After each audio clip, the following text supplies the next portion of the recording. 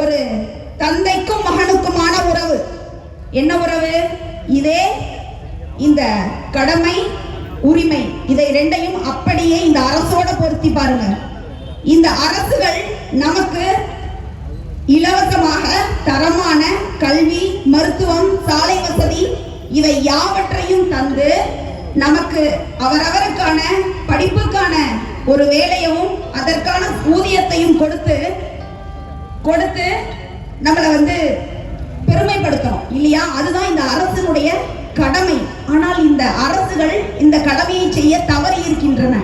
படித்த பிள்ளைகளுக்கு வேலை இல்லை, படிப்புக்கேற்ற வேலை இல்லை, வேலைக்கேற்ற ஊதியம் இல்லை.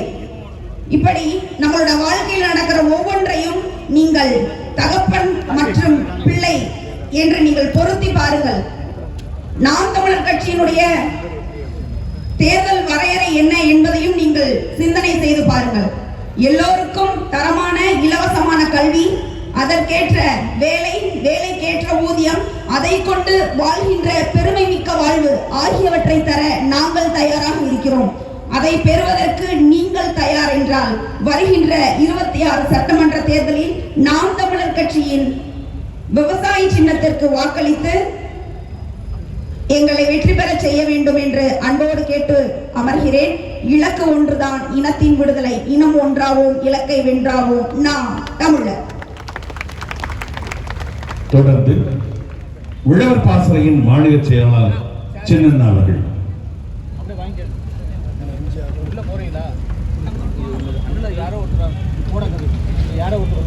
வீர பெரும்பாட்டன் தீரன் சின்னமலை அவர்களுக்கும், காடு காத்த கருப்பசாமி எங்கள் ஐயா வீரப்புலார் அவர்களுக்கும் உழவர் பாசறையின் வீர வணக்கம். 1000 ஆண்டுகளுக்கு முன்பு எனது பாட்டன் ராசராச சோழன், ராசேந்திர சோழன் அவன் கையில் வாளும் வேலும் இருந்த பொழுது இந்த தெற்காசிய முழுமைக்கும் எனது நிலம் பரவி இருந்தது.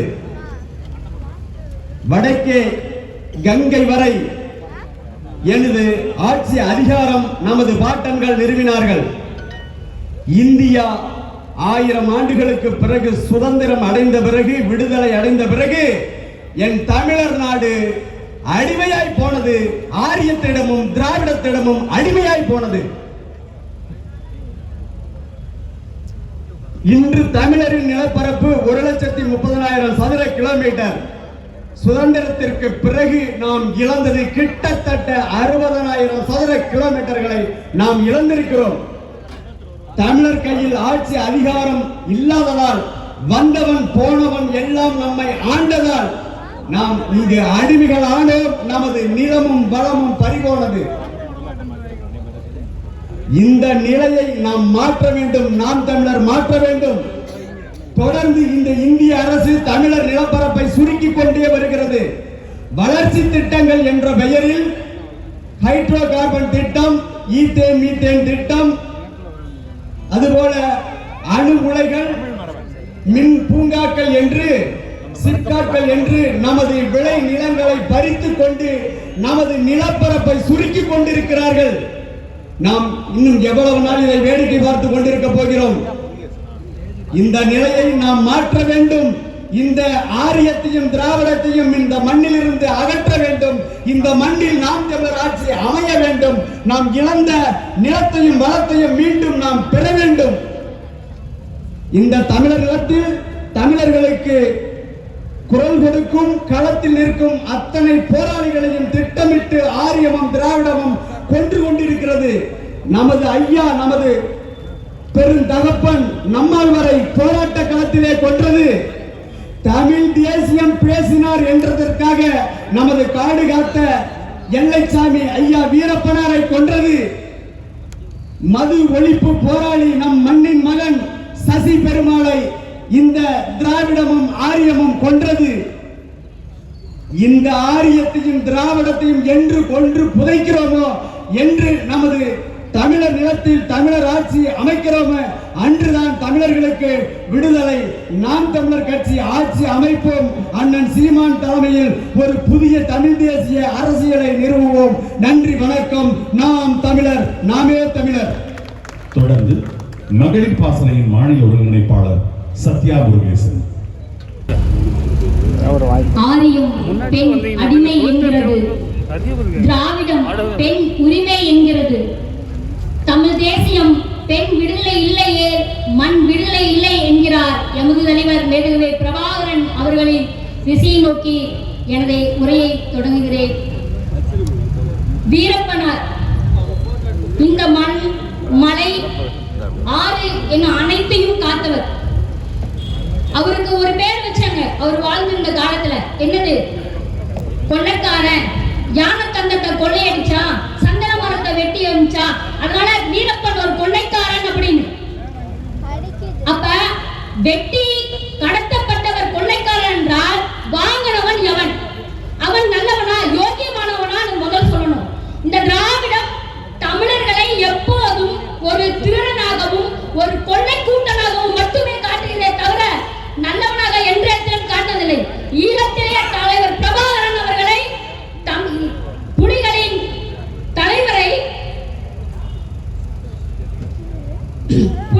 தலைவரை அவரை தவறா சொன்னாங்க. அதே போலதான் நம்ம ஐயா அப்பாவையும் சொன்னாங்க. இதை மாற்றி அமைக்கிறதுக்கு தான் அண்ணன் செந்தமிழன் சீமான் அவர்கள் வந்தார்.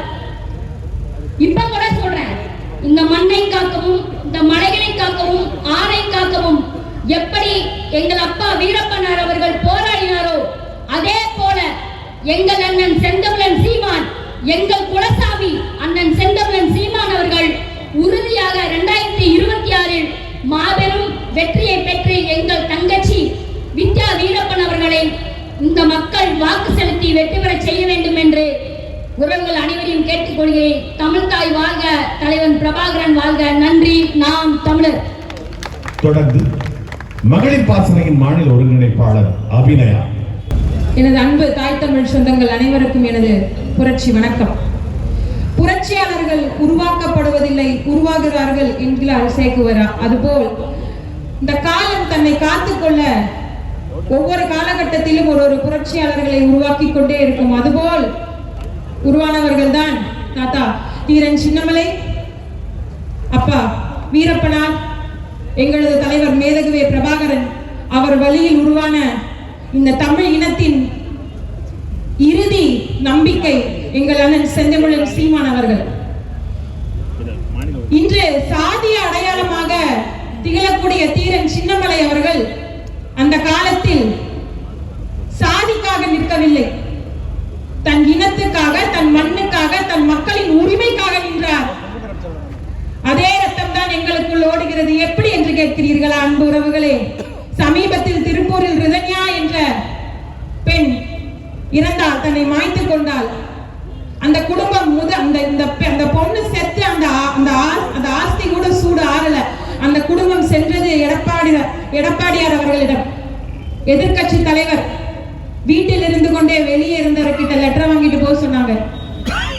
அதே இடத்துலதான் ஒரு வாரம் சுத்தினார். ரிதன்யாவை பற்றி ஒரு வார்த்தை கூட பேசவில்லை. ஆனால் செய்தி தெரிந்தவுடன் முதல் அறிக்கை வந்தது நாம் தமிழர் கட்சியின் செந்தமிழன் சீமான் அவர்களிடமிருந்து. அந்த இடத்தில் 100க்கும் மேற்பட்ட பெண்களை ஒன்று திரட்டி ஆர்ப்பாட்டத்தில் இறங்கியது நாம் தமிழர் கட்சி. அதனால் தான் சொல்கிறோம், நாங்கள் மண்ணுக்கானவர்கள், மக்களுக்கானவர்கள், நாங்கள் தீரன் சின்னமலையின் பேரன் என்று. அதே போல்தான் எங்களது அப்பா வீரப்பனார். உங்களின் வேட்பாளரை பற்றி ஒன்றே ஒன்று மட்டும் நான் சொல்றேன். நாம் தமிழர் கட்சியின் அண்ணன் செந்தமிழன் சீமான் அவர்கள் நிறுத்துவ ஒவ்வொரு வேட்பாளர்களும் புரட்சியாளர்கள் தான். ஆனால் வித்யா வீரப்பன் சற்று மாறுபட்டவள். நாங்களால் களத்துக்கு வந்த அரசியலை தெரிந்து கொண்டோம். அவள் கருவில் அரசியலை கற்றுக்கொண்டு வந்தவள். நீங்கள் வாக்கு செலுத்தக்கூடிய வேட்பாளர் சாதாரணமானவள் அல்ல, அவள் கருவிலேயே ஒரு புரட்சியாளர் என்பதை நீங்கள் மனதில் நிறுத்திக் கொள்ள வேண்டும். சமீபத்தில் ஒரு ஆக சிறந்த ஒரு நெறியாளர்னு சொன்ன ஒருத்தர் பேசின வார்த்தை என்னை ரொம்ப பாதிச்சது.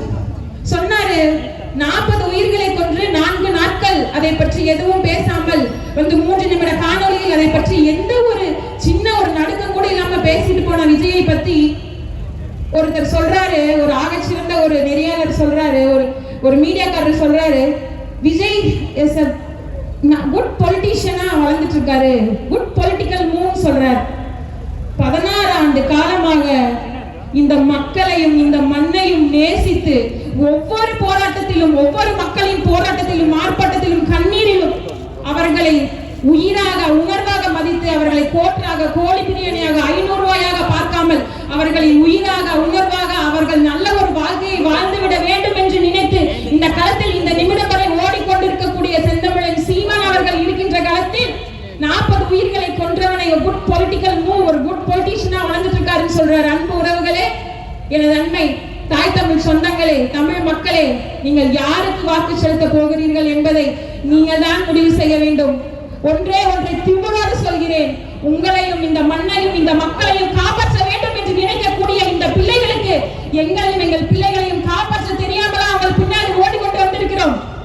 சிந்தித்து பார்த்து வாக்கு செலுத்துங்கள். இது எங்களுக்கான தேர்தல் இல்லை, உங்களுக்கான தேர்தல், உங்கள் பிள்ளைகளுக்கான தேர்தல் என்பதை மனதில் நிறுத்திக் கொண்டு மேட்டூரில் நிற்கக்கூடிய அக்கா வித்யா வீரப்பன் அவர்களுக்கு ஏற்கலப்பை ஏந்திய எங்களின் எண்ணமே சின்னமாக இருக்கக்கூடிய விவசாய சின்னத்தில் வாக்கினை செலுத்தி உங்களின் முதல் வெற்றியை மேட்டூரில் பதிவு செய்யுங்கள். தமிழ் தாய் வாழ்க, தலைவர் பிரபாகரன் வாழ்க. 2026 படைப்போம் புதிய அரசியல் வரலாறு. நன்றி.